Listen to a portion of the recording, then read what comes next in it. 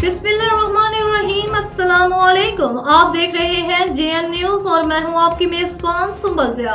Bulletin का बाकायदा आगाज करते हैं और शामिल करते हैं अब तक की अहम तरीन खबर। सऊदी अरब के दारुल हुकूमत अल रियाज में तंजीम इजहार के ज़ेर-ए-तमाम इस्तकबाल रमज़ान के हवाले से बरकतों से भरपूर तकरीब का इनेकाद किया गया, जिसमें उलमाए कराम और कम्युनिटी अकाबरीन ने शिरकत की। रियाज से आबिद शमून चांद की रिपोर्ट।